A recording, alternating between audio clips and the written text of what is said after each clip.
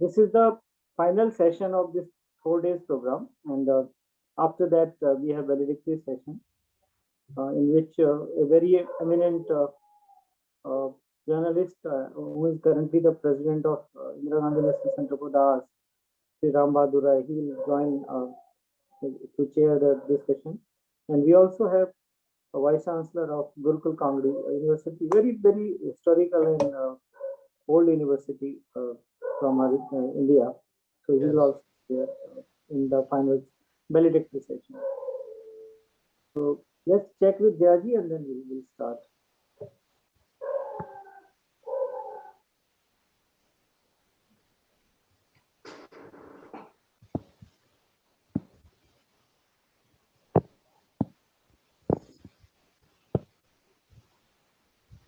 Namaskar. Welcome, ma'am. Thank you. Hello. Hello, Jayaji. Welcome.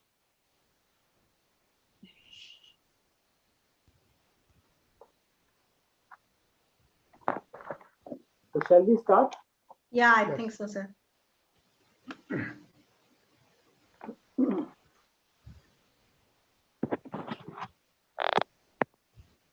Jaspreet, are we ready with recording and Facebook Live?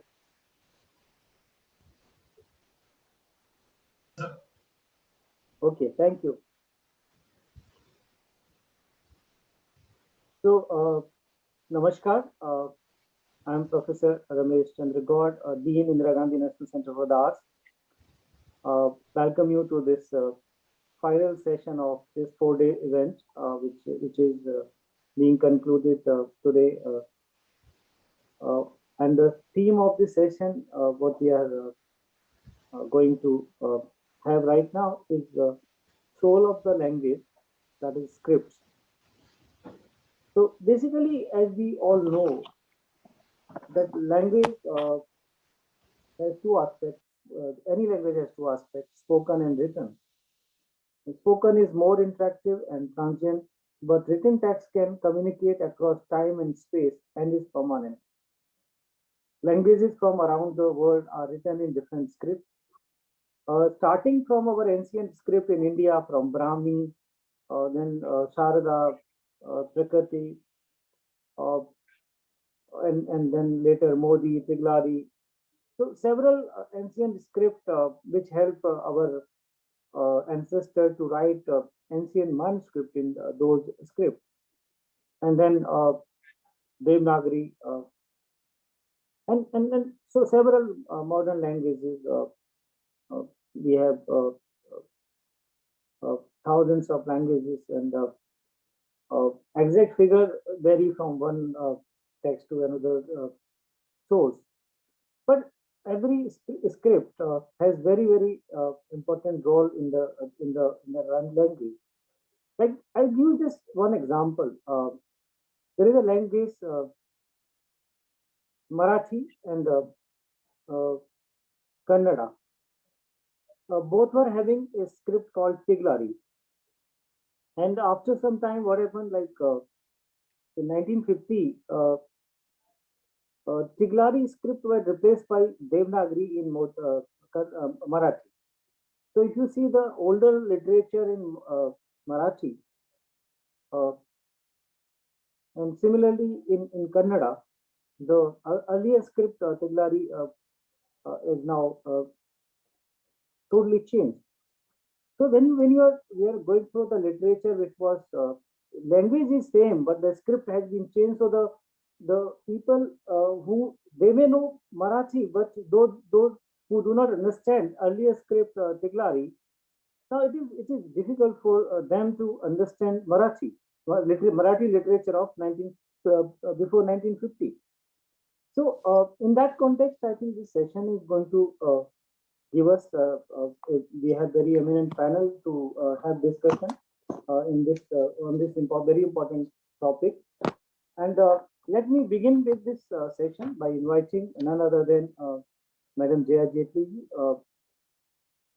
one of the very eminent social worker and a person who is great promoter of craft, and she has been working on various aspects of sustaining traditional craft, livelihood, and preserve India's cultural heritage since 1967 and traveled widely. After guiding design and marketing at Gujari for the Gujarat government for 11 years, he founded the Daskari Hath Samiti, a national association of craftsmen in 1986. He created Delhi Hath, a permanent and now iconic crafts marketplace in Delhi. Every visitor from abroad love to go to Delhi Hath. So she has linked the craft and calligraphy to an exhibition called Akshara, combining craft, textile, art, calligraphy, design, and creative by crafts of our organization. So with so many valuable contributions, ma'am, we are looking forward to hearing you on this very important subject. So now I invite you, please unmute or start your speech. Over to you, ma'am. Thank you. Thank you very much for inviting me to this great session and this whole program, because I have to say that I've always, one of my main wishes in life were to be able to speak many, many Indian languages. I'm from South India, so my mother tongue is Malayalam. But when I look at just Malayalam in reference to what was just being said, the dialect of Malayalam I speak is in North Malabar. And people from other parts of Kerala sometimes laugh at the dialect or can actually pinpoint, oh, you must be from this particular town or village or district, that is the way you speak. I also discovered that, say, for instance, in North India, a young man I know, he speaks Hindi. In Uttar Pradesh, where they belong, the normal rural language is Bhojpuri, but his father speaks something quite different. He speaks something which is almost like a rural farmer's language. So he has funny phrases which he utters in his own family, and they all smile because they don't use those phrases at all. And it's really fascinating that from starting with the Brahmi script, we have 13 different scripts actually, which India has had from some time to the other, moving along in very interesting ways. For instance, the North Indian Tibetan scripts are of a certain shape, and the South Indian and South Asian scripts are, for instance, rounded. So there's the rounded script and the angular script. I'm just pointing out a few differences which have interested me about the diversity and cultural variety that our country has to offer, because that's what eventually got me into working with today's semi-literate and sometimes not literate craftspeople who are excellent artists. They make amazing artworks and carving and weaving, but they very often can't even write their name. Their awareness of their own scripts and their own mother tongue is very cursory. Their mother tongue, yes, of course, that's all they speak. And they also recognize there are changes in dialects from district to district. But when it comes to writing, they've never really felt they needed to write. And that is what has been very sad and what motivated me to get into this field altogether. Not at all as a scholar. I must warn you that what I will say are only observations and experiences from my heart. And also with that, as I go along, gaining a little knowledge from more eminent people like all of you. One thing I must read out to you before I proceed with whatever little I have to say, and that is there was the chief wazir, the chief minister in the court of Akbar, the Mughal emperor Akbar. His name was Abul Fazl. He brought out a lot of beautiful manuscripts in calligraphy. And he says about the art of writing, he brought out 3 volumes on the whole reign of Emperor Akbar, of which one was the Ain-e-Akbari. In that he says, the letter, a magical power, is spiritual geometry emanating from the pen of invention, a heavenly writ from the hand of fate. It contains the secret word and the tongue of the hand. Very interesting, the tongue of the hand. The spoken word goes to the hearts of those who are present to hear it. The letter gives wisdom to those that are far and near. If it were not for the letter, the spoken word would soon die, and no keepsake would be left with us of those that are gone by. This is so beautiful. It just encapsulates entirely the whole rationale of why we must have script. And when something is so beautiful and so necessary, then the study of it and the development of scripts is of great importance. So now we come to the art of writing itself. And the art of writing, in fact, there were times in India, in fact, from people have said, scholars have said that India must have been fully literate between the 3rd and 5th century, because the kind of empires and the kind of output that empires had, the sophistication of their civilization and their culture, their architecture, their writings, all this showed that they must have been highly literate at that time. But somehow over the years, through repeated colonization, through repeated disturbances, we lost that confidence in our own languages. We lost the grip on our own scripts. And by the time we finished with colonization in India, our minds were so colonized that we felt English was the only thing that we needed to really learn to get on into the world.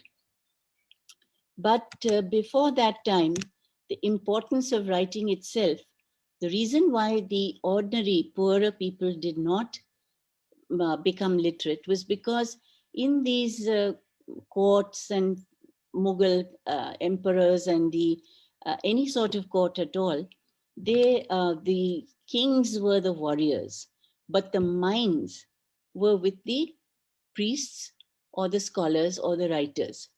So the kings left it to the priests to recite their Vedic scripts, which of course were written much, much before they were actually put down. The script writing of the Vedas came much later.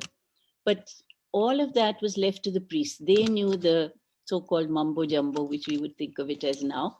Many times we don't know what they're saying. It's very high Sanskrit, but it was left to them.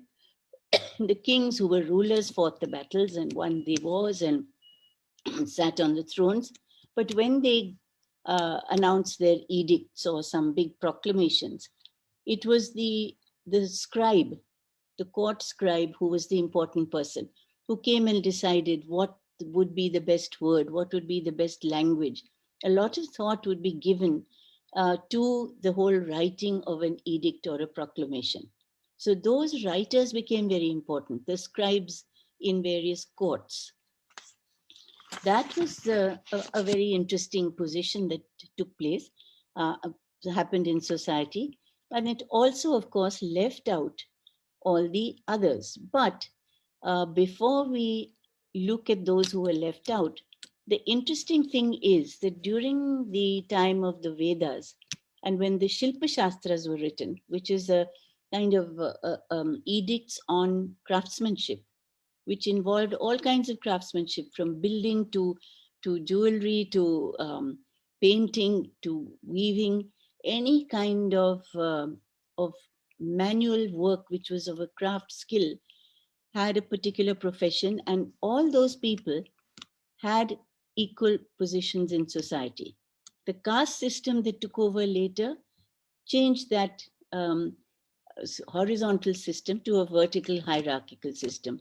That's when the lower rungs of that hierarchy started losing out. But at the time when everyone was equal, the interesting thing was that for many, many centuries, language and scripts of different castes, different professional groups were different. Today, if they had to look at them, they would not understand them. But this was a huge variety that India had. And that's how today, even now, with all the death of so many languages, the extinction of so many languages, we still have more than 700 and something languages still living, and we have our 22 official languages. There's a little interesting story I'll share with you here about why we have official and what was the reason to choose which were official and which were not. And that was that when the new India, the independent India, decided about what languages would become official, at that time, they saw which languages had printing presses. So whichever languages could print the script, those were declared official. It's quite interesting. So those languages which didn't have printing presses, those languages were not declared official. Today we have a different reason for declaring more and more languages official. There are political reasons, various ethnic groups lobbying and so on. But it was technology even then that made people choose, the rulers of that day choose which would be the official languages. So the script came with the printing press, with that came typesetting, and then you follow an interesting trail of the development of Indian scripts, which over the early years of independence became still the aftermath of colonization, very English. Government functioned in English, courts functioned in English, all textbooks were in English. Many parts of society were left out because they did not speak English, because they were not part of the ruling classes at that time. So that's how I came across craftspeople who felt inadequate. They felt poor, in fact, as they described it, that they did not know English. By that time, the last 20 years, the computer has come. So now that was another feeling of lack that people had, that they could not operate the computer. So it was like English plus technology was trying, in a way, overriding the variety of scripts in India, the variety of languages in India, and also the written word was even now quite fast diminishing in importance because you had the computer. These were the kind of problems that I engaged with and thought about, and I realized that our craftspeople, who, for instance, the weaver, he has a card, a jacquard, on which he punches out a design. And that design is then hooked onto the top of the loom, and it directs the threads which have to be woven at which time. That jacquard is exactly like a computer. It's sort of like little square pixels, and it works in the same system as the computer. It's in the South, the computer has now, I think, developed, there's an agency which has developed Sanskrit on the computer, and they find how systematic and scientific Sanskrit is as a language, as systematic and scientific as a computer can be. So these are all the very interesting intermixing of, I think now, scripts, language, and technology is helping to bring India back into realizing its multiple languages. Because today Google can help you translate from Hindi into English, Hindi into Odia. So through that you see your own script and you can translate a language from one to the other. So in a way there's a resurgence and a renaissance of the existence of the multiple languages we have. It's still, I think, quite late, but you see on Twitter, for instance, there's so much discussion on Indic languages. The Gond tribals, who are beautiful artists from Madhya Pradesh, mostly they have been in the margins of society. Today, there are fine artists who are searching for their own Gond script, Gondi, which they are trying to develop. Some say it's already there and they're digging it out. Some are trying to create it. There are other tribes in South India, in Tamil Nadu, who are actually working with scholars to create their own scripts. So we are creating today's scripts, which gives hope to those of us who are sorry about those scripts that have been lost. It's interesting, the churning and differences and changes in language, and how language influences script, how technology influences script. These are all fascinating things for us to learn. When I worked with our craftspeople, I would sit with them and say, okay, now how do we get out of this feeling of inadequacy that you don't know the computer and don't know English? If you know design and you know art and you know structure, you know form, you know graphics, then look at your own mother tongue, your own mother script. See how beautiful it is. And see, as I mentioned earlier, those who work with palm leaf and who do beautiful palm leaf paintings, their scripts are all rounded because it was easier with a fine pen or a needle to carve out letters round. And those who worked in the north on birch bark would do it in angular form. Of course, those who worked on stone could do either, but this is how the rounded and the angular scripts formed. And to me, I asked them to look at it, as used it as a teaching instrument to see, to look at them just as shapes. If you can't read, then just look at it as a shape. What can you do with that shape? How can you make a design out of that shape? And with that came a whole lot of classes which I conducted with teachers from well-known institutions on typography and calligraphy. They learned those words for the first time. People who barely knew English learned what typography meant and calligraphy meant. And with that, we produced, I had about 60 craftspeople. We produced 150 beautiful exhibit quality art objects representing 16 languages of India in 21 different craft skills. It was amazing to get out so much artistic calligraphy and literature, in fact, because they brought out poems, they thought up beautiful phrases, they found old snippets of songs from their own culture. So they expressed their culture through the route of calligraphy, reaching their own script and loving their own language. So this was the effort I made. As you can see, it was all an organic, rough and ready thing. It was not something I could teach anybody or anybody could teach me. It was just a question of discovering and feeling our way through the culture that exists, the skills of craft that exist, and loving our own languages. I think now the new education policy has also decided that we must teach in local schools in the mother tongue, which is a wonderful thing to have done. And I'm hoping to somehow link up into the education policy through programs they may have that Google is developing to show how the different expressions of the mother tongue can be achieved through art, craft, and calligraphy. And just a weaver in a village who doesn't think he needs to know writing at all will connect and send his child to school to learn in his own mother tongue.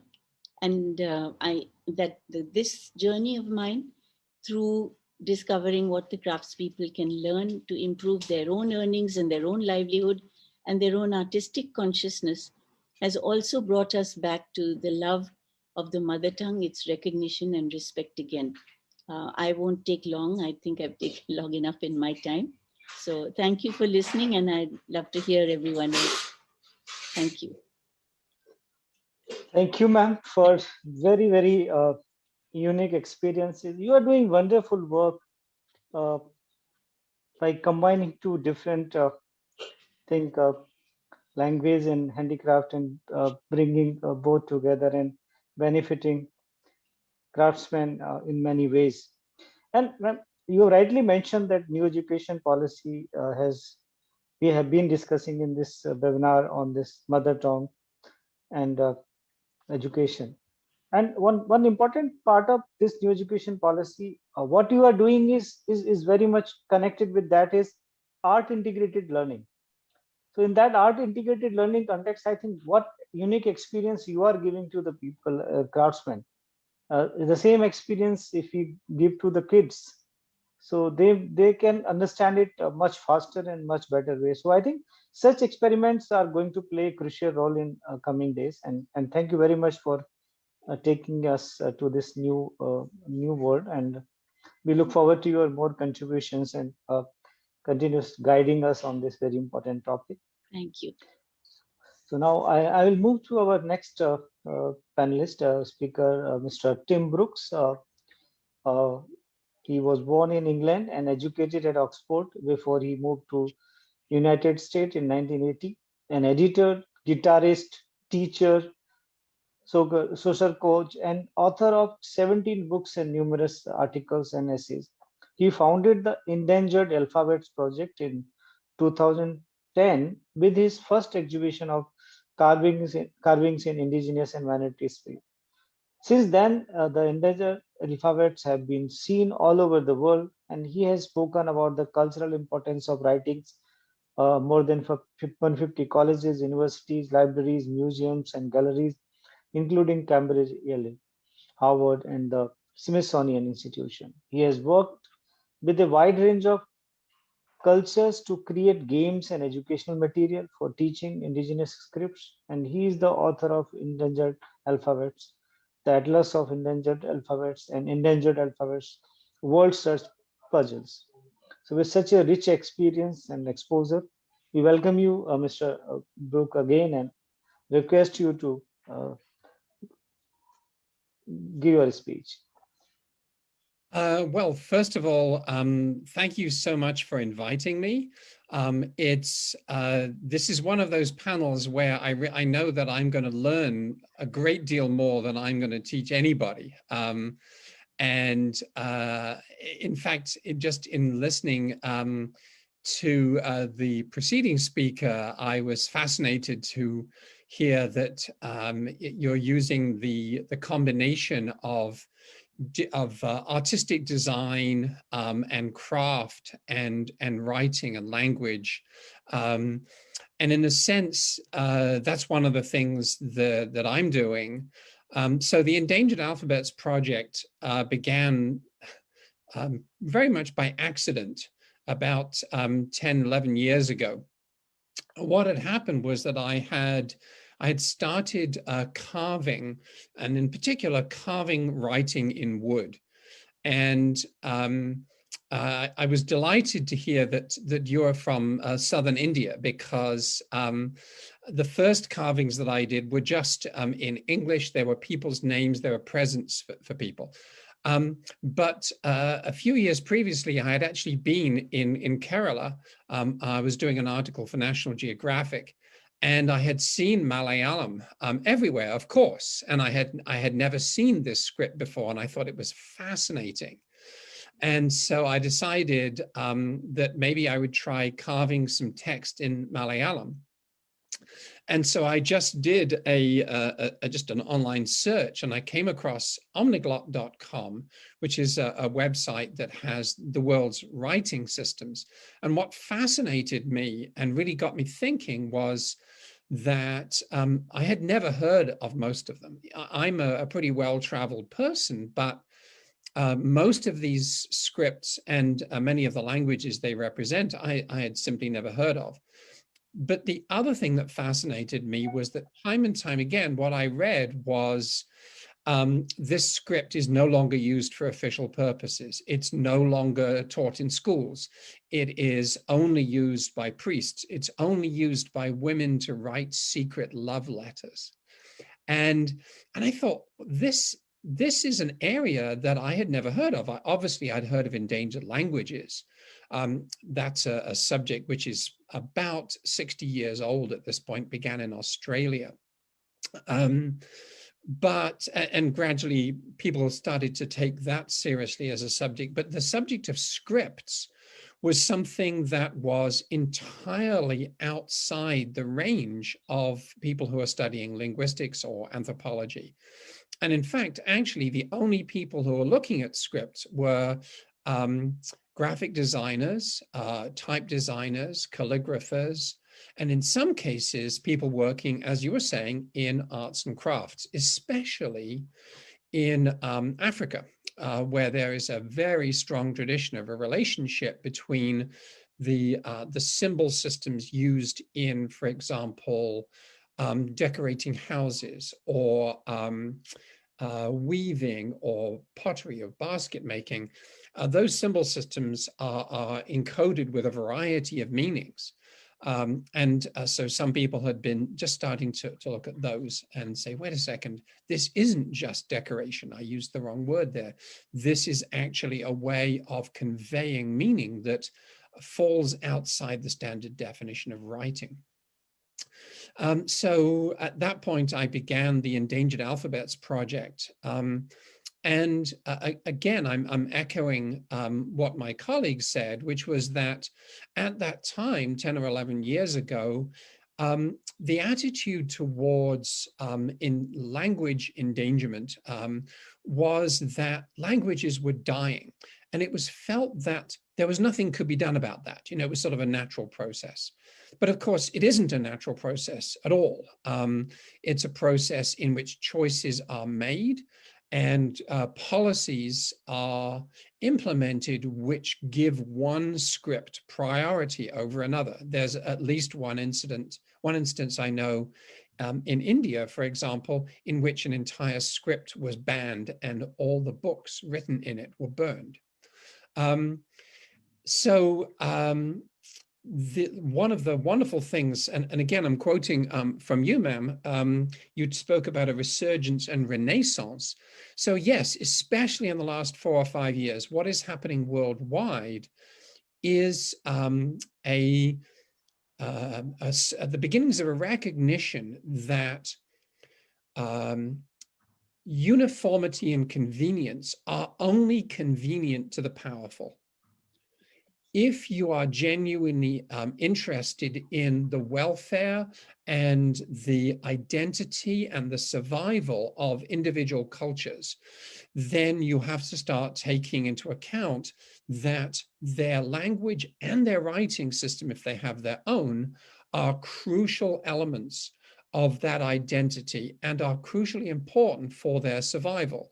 And the notion that somebody feels poor if they don't use a dominant script or the colonial language or certain technologies is universal. So there are a number of scripts that are in revival, but at the same time, there are a significant number of scripts, especially in India, especially in Eastern and Northeastern India, where individuals, quite frequently working alone, quite frequently working for years, have created scripts for their culture and its language out of a sense of cultural pride and out of a sense that they were being, to use the contemporary word, dissed. They were being looked down upon because they didn't have either their own language or, in this case, their own script. India is now home to more indigenously created scripts than any other country in the world. And at some point later, when the other speakers have had their turn, if people are interested in asking me about some of these, I can certainly talk about them. But this is a phenomenon that is also happening worldwide. The continent of Africa, for example, is very rich in indigenously created scripts. They face enormous difficulties in getting accepted because, of course, the government is going to say, we don't want to print all of our official materials in yet another script. We don't want to have to learn, just as they say, we don't want to have to learn another language in order to have discussion in Parliament. You know, the convenience is always the convenience of the powerful. I am really looking forward to the rest of this discussion, to hear the rest of you talking about the efforts that are taking place in India. Obviously, I'm a long way away. I'm on the other side of the world. So the research that I've done has been largely at arm's length. I wish I could say that I have visited Sikkim, for example, which has an extraordinary diversity of scripts, many of which are officially recognized to a degree which makes it unparalleled in the world. But I'm learning from people who are on the ground, who are working in their in particular region or particular state, or even just a local community to revitalize traditional scripts or work with newly created scripts for particular communities. If you see me not looking at the camera during the course of this presentation, it's because I am furiously taking notes. And I hope that after this is over, you'll permit me to contact you and ask you all kinds of questions. The sum total of what I do know is in my Atlas of Endangered Alphabets, which is at endangeredalphabets.net. And a print edition of that is coming out later this year. Let me tell you that the section on South Asia is by far the longest, the most detailed, and the richest.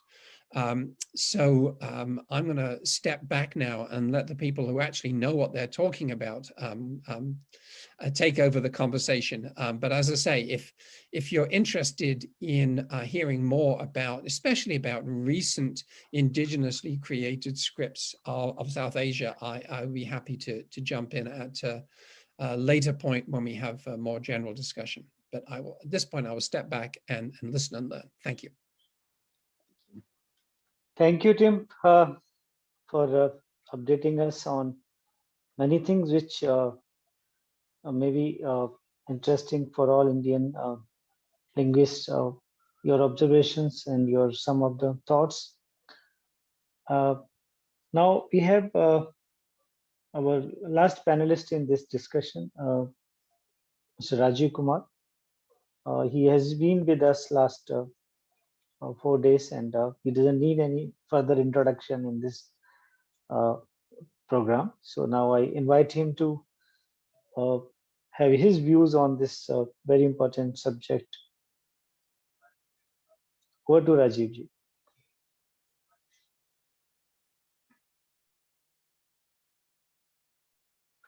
Rajiv ji unmute करिए, mute हैं आप. Am I audible now? Thank you. It was nice and educating to hear the panelists just before me. Tim was talking about he's working in the area in which endangered letter. Endangered letter means endangered script essentially. Now, when would a script become extinct or even at the verge of getting extinct? In fact, the same thing applies to languages as well. There are languages which are at the verge of going extinct, and then there are scripts as well. When the languages tend to go to the point of extinction, it's because the number of users are very, very less. Of course, that there cannot be any reason.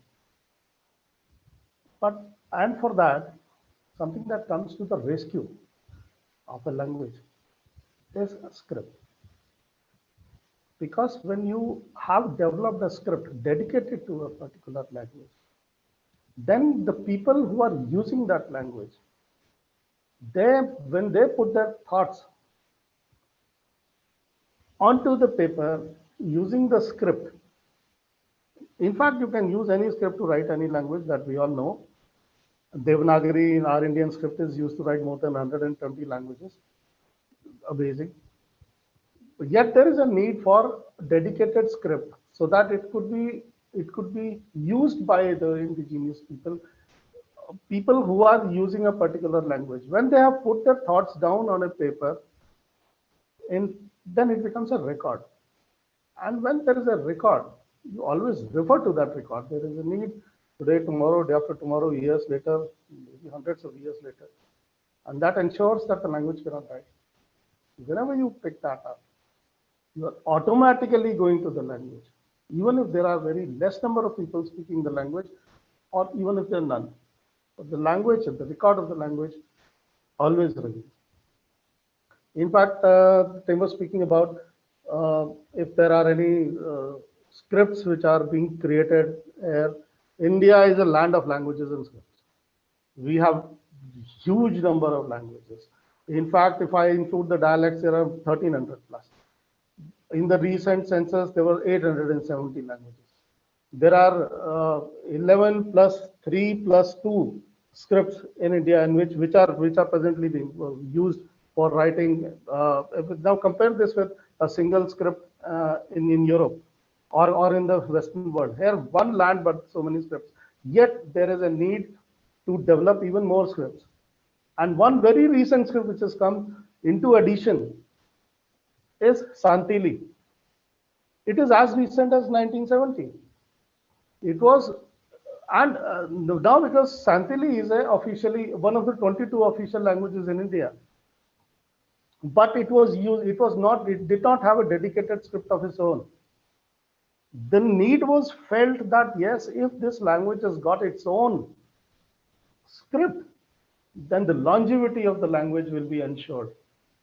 It can never die because then records would be created. Like I said before, Devanagari is used to write around 120 languages. Some claims are even more. But it is a dedicated script for writing quite very few. Sanskrit being one of the, in fact, it was created for Sanskrit. It was created to put down the Vedas on paper so that the script, the quality of the script which Devanagari has, is that it is a perfect script. It is, you can ask why it is a perfect script. In fact, in my recent session, I was talking about this only. It is perfect, first of all, because it is a design script. It is not an evolved script. Most of the scripts across the globe got evolved. Anything gets created in the world going through two processes only. One is when the nature creates. When nature creates, it goes through a process of evolution. When man creates, it goes through a process of evolution or design. In evolution, every next generation improves upon its previous generation with a single aim. That aim is to ensure its survival. That is the only aim of evolution, and only those systems which do not subscribe to this go extinct in the long run, because the system failed to evolve and it could not improve upon itself due to the modifications in the surroundings. But design happens when, with a very specific aim, we use our existing knowledge to create something. There is, the whole process of evolution is jumped, and you can go from, because you already know so much, you can, with an aim in mind that this needs to be done and this is what needs to be achieved, you straight bypass the entire process, use your knowledge and create something which is meant for this. With this kind of an aim, with a very specific aim of writing Vedas which are in Sanskrit, a script was required, and that script which got created in Devnagar, that is why it is called Devanagari. Earlier name of Kashi is Devnagar. Long back, I'm talking about the Gupta period. That's when that is. Otherwise, every name of every script reveals where it is from. German script means it is from Germany. English means it is from England, and so on and so forth. Japan from Japan, China from China. But Devnagar from where? What is the geographical location from which Devanagari came in? Yes, it came from Devnagar. It came from the land in which finally a group of scholars, most of the scholarly work in those days was happening between Kashi and Lucknow. And this job of creating, or rather I would say formulating, a script which was already in evolution for thousands of years, finally to arrive at a final shape so that the newer text in Sanskrit could be written. This was finally, we got the form of Sanskrit sometime from 8th century to 11th century. And now it is the present form of Devanagari is exactly the same. If you look at the alphabet, it is not linear from A to Z. It is in a table form because the consonants are arranged in the categories and sounds, and the sounds which are created by the mouth. There are 5 areas in which the mouth can create a sound, and those 5 are the rows in which the letters in the consonants are put in this alphabet. So this is so scientifically designed. Now again, I just use subconsciously the word design because it is design. coming back, any language, even if it is endangered, it can be supported by Devanagari or any other script which people feel comfortable. But the moment they take the pains of developing something of their own, the effort may be much, but they ensure that the language is never going to die. Because uh, if you search through the documents of Devanagari for a language which is not meant for it, there is still difficulty, there is going to be a difficulty locating that document. But when Santali is written in Santali, the thought is put on the paper, the books are written, the literature is written, you will be referring to it, and that ensures that the language is always going to remain, and it works exactly the other way as well. When there are people, when a script has got a dedicated language and there are people speaking that language, it cannot ever go out of vogue. It will always be there for people to use. It will always be there. I think this is what we need to do, and it is being done. I think it needs to be reinforced that the languages which are not supported by an individual in their own dedicated script, some kind of mechanism should arise so that they can have a script of their own, and then the problem will solve both ways. The language will be permanent and the script will also be permanent. Otherwise, what we'll have to go get into the archives and make extra efforts, special efforts, to ensure that the letter form remains, so that it is preserved. I would say, when you use something, it is already preserved. You cannot, so long as anything is used, it is not in any kind of a danger. That is what I feel, and that is the relationship between script and the languages, I think, is there. And one thing is dependent upon each other, and one thing supports each other, and one thing adds to the glory of each other. So the two can't add, so long as people can. There are people who can't read and write. They definitely are excluded from this discussion. We are talking about the people who can read and write. For the people who can read and write, which is most of the world today, this equation, so long as this equation remains, nothing is endangered. That kind of effort should be made. With that, I'll close my talk. Thank you. Thank you, Rajiv ji. So we have a few minutes. So I would like to have last comments from each panelist. Madam, would like to give your last comment. Anything which you feel? Trying to get the video on. Well, actually, rather than last comments, Tim Brooks just put up a statistic which I'm interested in, and he also wanted to discuss something. So why don't we just open it up to chatting to each other? Sure. Yeah, sure. So in the statistic which you put up was about 50 scripts are in use in India. The point of, are there printing presses for them? Are they all printed scripts? If not, how are they being used? These are, I was wondering whether you knew about that. Yes, so this is one of the things that I track. And to go over to what Rajiv was saying, this notion of dedicated scripts, you're absolutely right.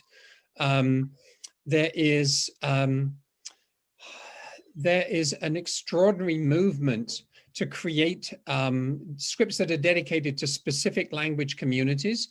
Some of them are some of them are written, some of them are printed. An increasing number are in this interesting position of being digitized, but not necessarily printed in standard letterpress form, because in fact, the effort that's being made by Apple and Google and a variety of other people, some of whom I know, to work with individual language cultures in the effort of preserving their writing system or developing it is actually to make it adaptable to, for example, an Android phone. Yes. And this has more immense political implications because in Sudan right now, for example, it's possible for people who are otherwise members of a minority to text each other in their own script, in their own language, without having to go through Arabic or any of the sort of the dominant languages and scripts. And so to go back to what Rajiv was saying, this notion of being able to use a script and preserve it by using it is actually being advanced by the whole digitization process. But in many cases also, this is, it may be a script that is literally being taught by one person to a Facebook group. I literally know of two language cultures where a script has been created that one person is teaching to anybody who wants to learn it through a Facebook group. And so part of this revolution, the internet is a very strange thing because on the one hand, even the very coding involved in computing is in the Latin alphabet. It has that kind of bias built into it. And it extends the hegemony or the power and the authority of the Latin alphabet in that respect. But on a smaller scale, it actually provides empowerment and communication between smaller groups who are therefore able to, for example, run a Facebook page for their community. So I know of the Mro community up in, on the borders of Bangladesh, very, very small in number. I know of at least 3 Mro Facebook groups where they are talking to each other. They are sort of sustaining their sense of purpose and identity. And both of you have said great things about how important that is by the use of their language and their script, which has been digitized. So for me, the thing that makes this such an exciting time is the shift away from the belief in the importance of uniformity, which, as you said, ma'am, the printing press certainly helped to bring in, and more towards a respect for individual cultures and their ability to assert their value to exist on the earth. In fact, when you talked about identity, I thought of a correlation. I was working with women who very often don't have an identity in our patriarchal societies. They take on their husband's name, then they can't even mention the husband's name. And they are nobody except somebody else's mother or whatever. So when the Aadhaar card came, the identity card, the universal identity card in India, there was a lot of tussle among especially the elite classes who that they wanted to preserve their privacy and they didn't like this unique identity card. But when I went to Village Women and they spoke about getting Aadhaar cards, they loved it because it finally gave them a little card which had only their details on it. They were themselves and not anyone else. And one can translate that to languages also, that you will always feel a second-hand person in the world of an English speaker or a Hindi speaker if you actually otherwise speak your own language on your own dialect. So I believe that an identity is a cause for a lot of wars all over the world when people feel they're losing their identity. So I think the importance of it, which we as cultural people refer to and we are conscious of, this message doesn't go across to the politicians of the world. And I wish cultural institutions would address those people to say that how language is so important to preserve identities, which otherwise, if they're losing their identities, go to war. The way ethnic communities go to war in African countries, or even the whole Islamic fight against the West is sort of like an encroaching of their identity and their culture. All these things, if people could have their own identities asserted, then they don't mind stepping out to meet with others on an equal level. Yes, in fact, I know of cultures where the writing system is still preserved, even though nobody can read it anymore, because the individual letters, the forms, the shapes, and Rajiv was talking about the importance of design here. You're absolutely right. The design goes beyond just a conscious effort to represent sound and is taken on so deeply by the people who recognize this as their ancestral script that it is still perpetuated in various ways, even if people can no longer actually read it. And you know, when you talk about, what about something like fonts, creation of font? When you look at the font choices on the computer, they are mostly all European, the names for them, or, you know, Italian or something. But in India now, with all the consciousness of our own scripts, people are developing fonts based on Indian scripts. English fonts, Roman letters, but based on the Indian. When you talk of design, that could give a huge input in a variety of fonts to the world based on indigenous languages of people in different countries. I think in this context, I have a question, either Tim, if you have an experience. Like we have these ancient script, Brahmi, Prakriti, Sharda. These scripts are not known to commoners. These are some specific Indo-European Sanskrit scholar who understand and read and write it. We have been trying to discuss with several IT institutions who are working in government like CDEC and other things to develop the OCR. Definitely, when you develop the OCR, font will also be easy to develop.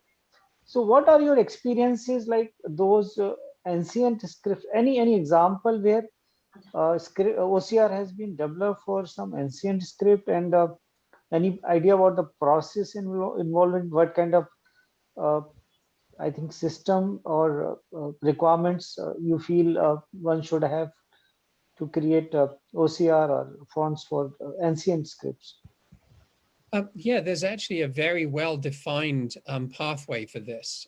So there's an organization called the Script Encoding Initiative, which acts as a gateway to the Unicode Consortium.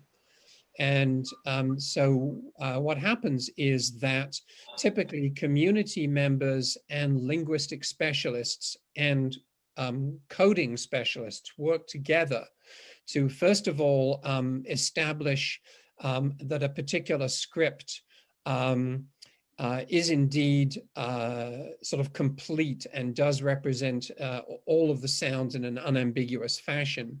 Those are then that process of digitization is proposed to the Script Encoding Initiative, which then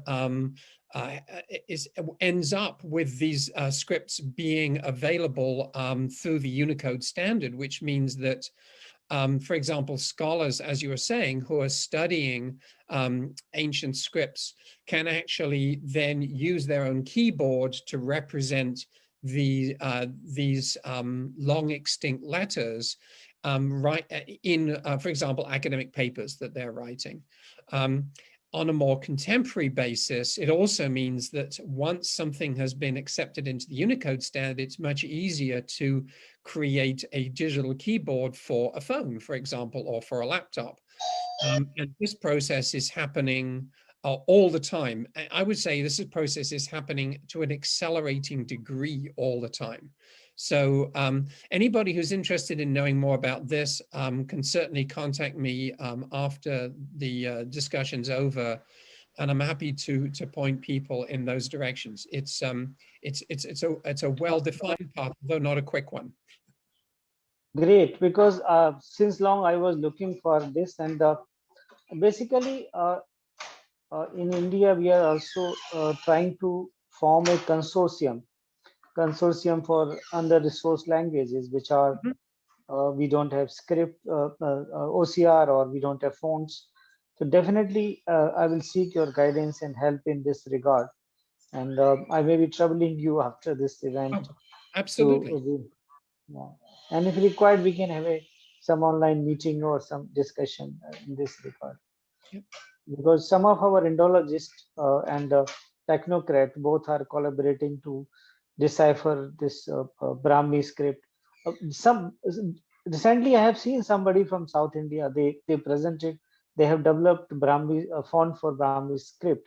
They have also developed a keyboard, but that still need to be tested and verified, because unless it is converted into desktop and regular softwares like this the spreadsheet or MS Word or other popular software, then people may not able to know and use it, and will not able to find out the actual use of and actual testing of these kind of tools will be done when masses are going to use it. So that's because we have been trying to create. We have a course also which we are teaching scripts. We have a course PG diploma in manuscriptology and paleography, where we are teaching 6 ancient scripts. But currently we are just focusing on how to learn those script, how to write and read, and also do some translation, deciphering the manuscripts in those scripts. But my aim is that we should go a little ahead and should also think of digitizing these script, and we should also tell them how to think of using, because currently in India we have over 10 million manuscripts which are in these all ancient scripts, and all these 10 million manuscripts, it is impossible to decipher with some limited resources or scholars.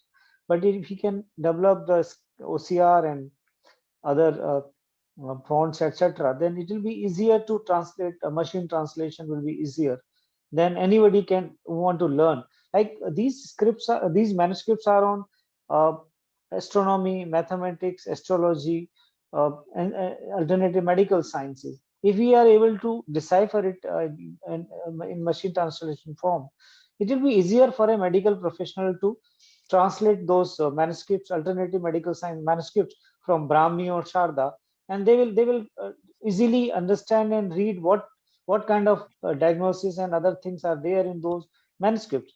Like currently, when we translate a manuscript, it take 2 to 3 years. We are currently translating a manuscript called Netra Prakashika, which talks about eye diseases.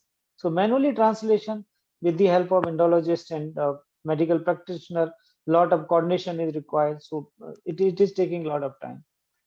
So this is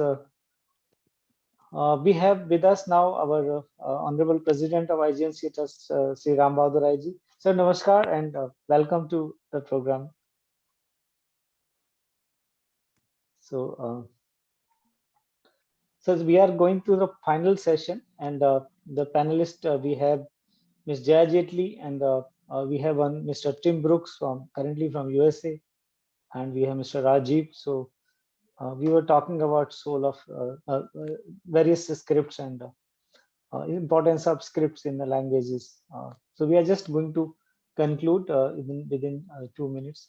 So anything else? We will now close the session. I will just call our another guest, and then we'll start this. So thank you very much, Tim. Thank you, Jayaji. Thank you, Mr. Rajiv and Ritu, for this wonderful session. Now we will close this session and we'll start the valedictory session soon. Thank you very much. Thank you. It was a great pleasure being with everybody. I learned a lot from Tim Brooks, and Rajiv, of course, is always at hand. Thank you very much. And Thank you, everybody. Thank you. Thank you. Thank you.